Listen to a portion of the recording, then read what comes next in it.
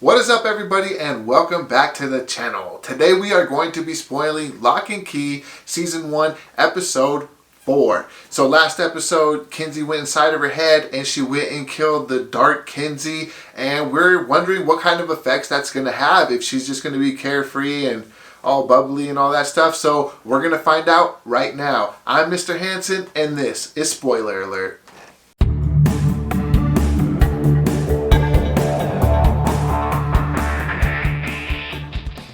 It turns out that Kinsey killing Dark Kinsey did have some effects on her in real life. Kinsey became a lot happier. She dyed her hair pink and started wearing brighter colored clothes. Although everyone was acting like this was something that she used to do, so I guess it was just nice seeing her get back to her old happy self. She even made everyone a big breakfast with lots of bacon for Bodhi, and he was for sure a happy guy. Tyler was a bit put off by this new attitude and thinks it was a bad idea for her to go back into her head and kill Dark Kinsey, but she is not going to let Tyler get her down. Even when other students tried to throw shade at Kinsey, she brushed it off and stayed positive. I really like this new Kinsey. Kinsey's brightness was not lost on Scott, but Scott was still a bit upset that Kinsey had stood him up the night before. So this time, it was Kinsey trying to make Scott feel better. She even goes as far as telling Scott that she likes him and she wants to hang out with him at her house after school. Scott is a bit afraid of Key House, but he was not about to miss this opportunity, so he agreed. After school, the two head off to Key House for some alone time. Things get kind of awkward when the two take the party upstairs to Kinsey's room. Scott was not the confident guy that we had grown to know. He was shy and he couldn't stop moving and talking and just pacing around Kinsey's room until Kinsey told him to shut up and come sit next to her. And just when it seemed like the two were about to kiss for the first time, Kinsey pulls a fast one and introduces Scott to the head key, and she even takes him inside of her head. Scott is blown away by the fact that magic actually exists. He has a hard time believing what is right in front of him. He concluded that he must have died and this was some sort of afterlife. Kinsey calms Scott down and takes him to the shop with all the memories of her father. She explains to him that each box contains an old memory of her father. She shows him one of the old memories from one of her birthdays as a child. When they come back from the memory, Scott helps Kinsey make sense of the memory, and the two finally do kiss. Well, actually, have a full-blown makeout sesh right in the dad memory shop. I don't know if that's cool or not. Okay, I think maybe that was maybe just a little too hot for TV right there. Okay, whatever. Making out in the dad area, in the dad memories, that's messed up. I'm sure there's a lot of other places they could have went, but hey, when the moment strikes, I guess. I really like to see this new side of Kinsey, all happy and bubbly. I really like that. So it's cool. I don't know if there's going to be some negative repercussions coming, but as of right now, it seems pretty cool. And she's happy, so I'm happy. Let's keep it moving. Nina's day was off to a rocky start when she meets up with Allie and asks Allie to help her find some of Randall's old friends from the picture. But Allie informs Nina that she's the last one left. All the others had died, except one woman named Erin Voss who was locked up in a mental institution.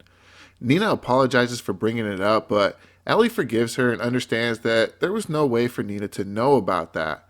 Allie tells Nina about how they used to hang out in the basement and play ping pong, but Nina didn't remember seeing a ping pong table, so the two head down to check it out. When they get there, it turns out that the room had been walled off for some reason, but that won't stop them from getting in. Nina busts through the wall and the two women walk into the old hangout room. While in this room, Allie starts snooping around at things like she's looking for something. She comes across an old box, opens it up, and takes what looks like a key out of it and pockets it without Nina seeing, and she doesn't say anything to Nina about this. And even Nina takes notice of how Allie's acting and asks Allie if there's something in particular that she was looking for, but Allie just says no and brushes off the questioning. Nina sees an old chest, but it's locked. She asks Allie if she knows where the key is, and Allie says no. So, is this the key that Allie stole, the key that opens this chest? At this point, we don't know, but I think it's safe to say that it probably is. We do get to meet Erin Voss, the woman in the picture who is locked up in a mental institution. She receives a visitor, and of course, it's Echo. We learn that Aaron was Randall's high school sweetheart and that somehow Aaron is stopping Echo from doing whatever it is she wants to do. But Echo has a plan. She just needs to get the head key to go inside of Aaron's head. Although we still don't understand why or what it even is that Echo is trying to accomplish. So I guess we'll just have to wait and find out. Okay, so what is up with Ellie? Like, did she just turn on us? Like, I don't I don't appreciate her going behind Nina's back like that and taking that key. Like, what is going on there? Okay. I'm gonna and to I'm gonna give her the benefit of the doubt. Okay, I'm gonna say that maybe she's has everybody's best. No, that was cold. I don't know why she did that. That was messed up. She deliberately like took the key, lied about it, and then there was that chest. Like, what's inside the chest? What's in the chest? What's in the chest? I don't know, but maybe we're gonna find out later. But maybe not. But I just hope that Ellie is staying on our side because she's the last one alive. So is that because she is not on our side? We're gonna have to wait to find out. You know, there's a lot of other things going on in this episode, so let's keep it moving. Tyler also decided to use the head key, but not to go inside, just to throw some books in there to see if he could absorb some knowledge, and it actually worked. Tyler now knows everything about the town of Matheson and also England. He did this to try to impress Jackie, but Jackie didn't seem to be all that into it anyway, so moving on. Tyler did get to spend some time with Jackie without getting sponsors for the school's 5K run, but there was no makeout sesh like with Scott and Kinsey, but it does look like the two are definitely starting to bond. Meanwhile, Bodhi was at home trying to prepare the house for another Echo encounter. He gets a chance to talk to Rufus and ask him who Lucas was.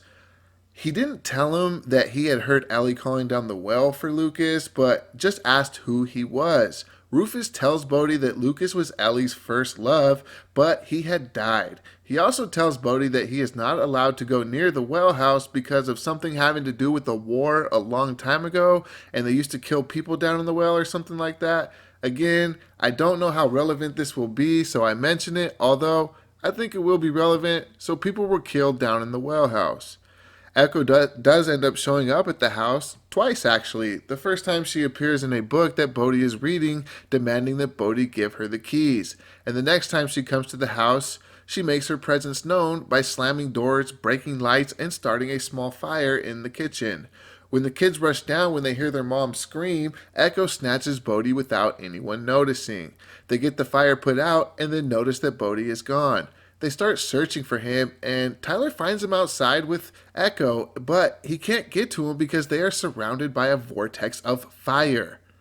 Echo demands that Bodhi give her the head key, but Bodhi is holding the head key in his hand, and Echo can't take it, and Bodhi realizes that she can't take it from him. He has to willingly give it to her, and he just simply refuses. Echo makes some threats, and then she just leaves, and that's how it ends. But she does go back to the prison where Sam is and asks Sam if he is ready to do whatever needs to be done. And Sam says that he is. He says that he won't mess up again like last time, so I'm guessing that means he was not supposed to kill Randall? I don't know, I guess we might find out. But she gives Sam the key that Mr. Chow had plunged into his chest when he and the house had burnt down in the first episode. So is Sam going to kill himself also? We will have to wait until the next episode to find out what is up with this key. I said episode. So it looks like both kids' love lives are going pretty well at this moment, at least for this episode. I still think Scott's going to turn, but whatever. Hey, right now it's good to see them both happy. You know, Tyler and Jackie seem to be hitting it off pretty well, so we'll just have to see how that goes. It was pretty weird though that they had that scene where he was throwing those books inside of his head and then he just absorbed all that knowledge and then it was just kind of all for naught in the end. So I don't know if they're just introducing that to us to show us that that is something that they can do so that like later on if they're going to use it as a tactic against the evil, I don't know, against evil, whatever. I guess we'll see what happens. But you know, and Bodhi learns that Lucas is dead, so I think he is definitely convinced now that Ellie has a key that will allow them to speak to dead people. So I think he's going to want that key so he can speak to his father. but that's just a guess at this point. Echo and Bodhi in that middle of that vortex, like, I mean, okay, it was cool, but it just kind of ended. Like, she was just like, "Oh, you rascal, I'll get you next time," and then just left. I don't know. I thought she was gonna like kidnap Tyler or something, or do something to force Bodhi to hand over the keys, but that didn't happen. And then she goes and sees Sam, and Sam, they're talking about that he messed up last time and he did something that he wasn't supposed to do. And what are we supposed to think about that? Like, was he not supposed to kill Randall? Is Randall still supposed to be alive? We don't know. We don't know what Echo's up to. You know, she is. We don't even know who we're fighting. Like, we know Echo's the bad guy. I mean, it seems pretty clear that Echo's the bad guy at this point, but we don't know what she's fighting for, or what her ultimate goal is. Like, she goes there and she goes and sees this Miss Voss lady, and you know, and obviously Miss Voss was very afraid of Echo, and you know, but Echo was like, "Oh, this person died and this person died," and but it wasn't me. I didn't do it, but she wants Miss Voss to help her, but for some reason, Miss Voss is fighting against her, and we don't know why. So I'm really interested to see what this next episodes are holding for us. So I really hope you guys will be back to watch the next one and the rest of them, because we're spoiling all of them. But that's going to do it for this episode. So make sure you subscribe if you're not subscribed yet. If not, then go ahead and maybe give us a like if that's cool. Maybe a little comment. Whatever. If not, that's cool too. Maybe we'll catch you on the next one. So, Lock and Key, Season 1, Episode 4, you've officially been spoiled. So, till next time, peace.